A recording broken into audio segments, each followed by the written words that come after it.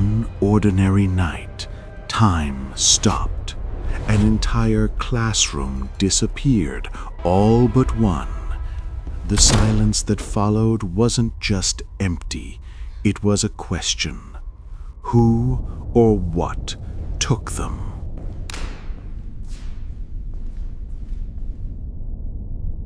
It begins here, in a classroom that should have been filled with laughter. Desks stand untouched. Chairs remain perfectly in place, and the clock has frozen at 9:12. Only one backpack lies abandoned on the floor, like a silent witness to something unexplainable.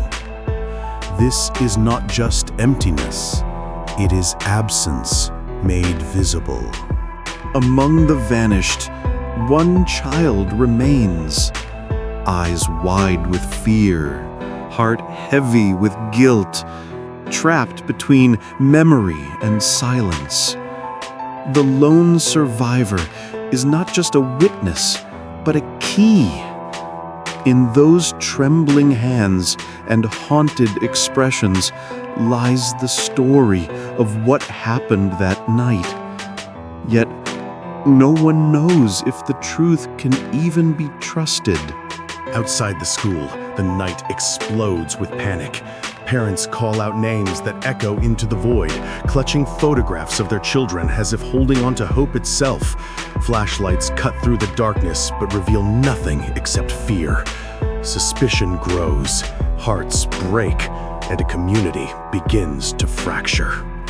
The search begins with questions, but every answer dissolves into more confusion. Officers scour the halls, collecting fragments of evidence: a single shoe, a broken pencil, a child's sweater, clues without context, symbols without meaning. And as the hours pass, the mystery deepens, leaving law and order powerless. At night, the child sits alone, clutching a toy with trembling hands. Shadows stretch across the wall, shadows that seem to carry the shapes of those who are gone. Memory becomes a battlefield. What is real, what is imagined, and what refuses to be forgotten. In that silence lies a story no one is ready to hear. Fear has a way of turning neighbor against neighbor. Inside a crowded hall, voices clash. Parents accuse teachers, teachers blame authorities, and suspicion poisons every word. In the corner, the lone child sits unseen, the center of the storm, yet ignored. The question of who is guilty threatens to destroy the very people searching for truth. On a notice board hangs a child's drawing, stick figures holding hands beneath a clock. The time reads 9:12. A small, innocent sketch, or the only real clue left behind. Investigators stare, searching for meaning. But sometimes the truth hides in plain sight, in the art of those who cannot yet speak it aloud. The playground waits, empty, frozen, echoing with laughter that no longer exists. Swings hang still, a teddy bear lies abandoned under the slide, and one grieving parent stands at the edge, locked in silent despair. Here, the innocence of childhood collides with the weight of unspeakable loss. Truth brings anger, and anger seeks someone to blame. In the school corridor, a parent and a teacher face each other, one with rage, the other with shame. Between them lies a child's sweater, evidence of a vanished life.